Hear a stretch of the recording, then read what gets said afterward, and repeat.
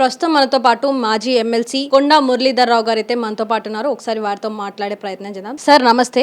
ఈ రోజు వరంగల్ తూర్పు నియోజకవర్గంలో ఎలాంటి సమస్యలు ఎక్కువగా మీ దృష్టిలోకి వచ్చాయి? ఈ రోజు నియోజకవర్గంలో మరి ఇండ్ల సమస్య ఎక్కువ ఉంది, మరి నీటి సమస్య ఏం పెద్దగా లేదు. కాబట్టి ఇండ్లకు కూడా అందరికి న్యాయం చేయాలనే పద్ధతిలో ఇవాళ మా లీడర్లు అందరిని పిలిచి ఎవరైతే స్లమ్ ఏరియాలో ఉన్నాయో రేపు వర్షాలు పడకముందే వాళ్ళని తరలించే కార్యక్రమం కంపల్సరీ చేస్తాం. వాళ్లకు వెంటనే అక్కడ ఉన్న దుప్పుకుంట ఈతల ఉన్న డబుల్ బెడ్రూమ్ ఇండి ఇస్తామని తెలియజేస్తున్నాను. సార్ ఇప్పుడు మొత్తం కూడా ఒక వార్ వన్ సైడ్ అయిపోయినట్టు అయిపోయింది. అంటే అందరూ ఒక సైడ్ అయిపోయారు, మీరు ఒక సైడ్ అయిపోయారు. దీన్ని మీరు ఎలా ఎదుర్కోబోతున్నారు? 45 సంవత్సరాలు నా రాజకీయ జీవితం. ఎవరు ఏమంటుంటే నేను పట్టించుకోను, నాకు అవసరం కూడా లేదు.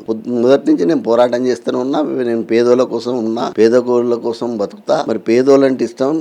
బడుగు బలైన వర్గాలు ఇలా బీసీలు అందరూ కూడా నాయనుకున్నారు. అది సరిపోద్ది, అంతే తప్ప ఇంకా వేరే లేదు. ఇప్పుడు మీ కూతురు కొండా సుష్మిత గారు కూడా రాజకీయాల్లోకి రాబోతున్నారు కదా సార్.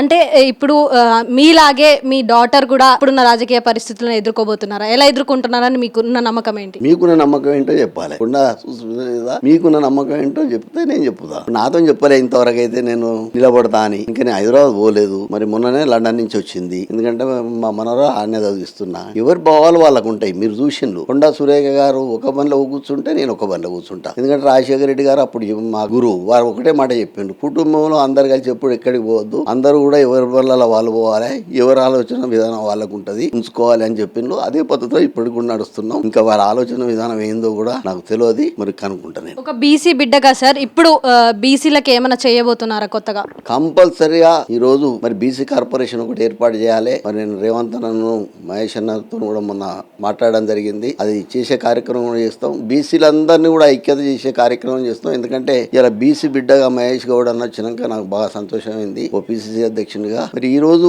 వెనుకబడి ఉన్నది ఏంటో ఒక బీసీలే. మరి వాళ్ళను ఎప్పుడు కూడా మీరే చూసిండ్రు. వచ్చిన అతను శ్రీనివాస్ గౌడ్ గారు మాట్లాడిండు, అన్న దగ్గరికి వచ్చి నేను 2-3 పనులు చేయించుకున్నాను. వాళ్ళు వస్తే కంపల్సరీగా నేను పనులు చేసే కార్యక్రమం చేస్తా. మరి వాళ్ళకి అండగా ఉంటా. రాష్ట్రంలో ఎక్కడికి పోయినా కూడా మరి నేను కూడా బీసీ సదస్సు ఈ మధ్యలో పెట్టి వాళ్ళకు అండగా ఉండాలని నిర్ణయం చేసుకుంటాం. దాదాపుగా ఎంతమంది ప్రజలు ఈ రోజు పాల్గొనడం జరిగింది సార్? ప్రజలు కొండమూరులో వచ్చినాక ఇంతమంది అని లెక్క చెప్పవలసిన అవసరం లేదు.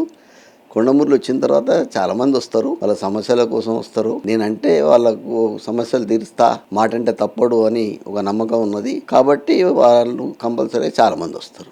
చివరిగా సార్ వరంగల్ తూర్పు ప్రజలకి ఏం చెప్పబోతున్నారు? నేను వరంగల్ తూర్పు ప్రజలకు, అక్కలు చెల్లెళ్ళకు, మరి సోదరి అందరికి ఒకటే మాట చెప్తున్నా. కొండా సురేఖను మీ ఆడబిడ్డగా దీవించి ఎప్పుడు కూడా మళ్ళా ఇలాగే మంత్రి పదవి ఉండి ఈ డెవలప్మెంట్ కార్యక్రమం చేసేందుకు ఎప్పుడు మీ ఆడబిడ్డగా దీవించాలని కోరుకుంటూ, మరి ఎందుకంటే మీరుంటేనే మేమున్నాం. మరి కొండా సురేఖ గారు తెలుసు, మరి వారు తెల్లారులేస్తే మరి ఇక్కడికి ఫండ్స్ తీసుకొచ్చిండ్రు. ఇప్పుడు అందరికన్నా మరి మళ్ళా మనం క్రిస్టియన్ దానికి 2 కోట్లు వచ్చినాక అలాగే ముస్లిం షాదీఖానాకు కూడా మళ్ళా పైసలు తీసుకొచ్చి ఆ రోజు ఫౌండేషన్ ఇచ్చింది. 10 ఏళ్ళు ఆగిపోయింది. మళ్ళీ మేము వచ్చి మొదలు పెట్టడం జరిగింది. మరి ప్రత్యేకంగా ప్రతి ఒక్క కులానికి కూడా మేము ఒక మ్యారేజాలు కట్టిస్తాం.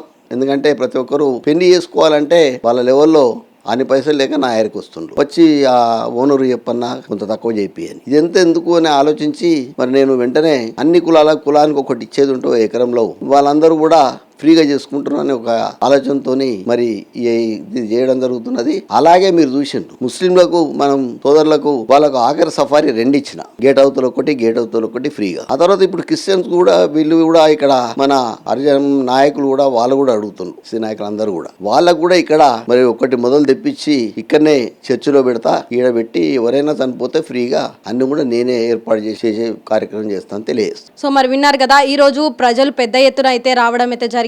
ఎవరైతే స్లమ్ ఏరియాస్ లో ఉన్నారో ప్రజలు వాళ్ళందరినీ కూడా ఈ వర్షాకాలం రావడంతో వాళ్ళందరినీ కూడా వేరే డబుల్ బెడ్రూమ్ దగ్గరికి తరలించడం అయితే జరుగుతుందంటూ ఇక్కడ కార్యక్రమం అయితే నిర్వహించడం జరిగింది అంటూ కొండా మురళి గారు అయితే చెప్పడం జరుగుతుంది. కెమెరామెన్ మహేష్ తో సంతోష్.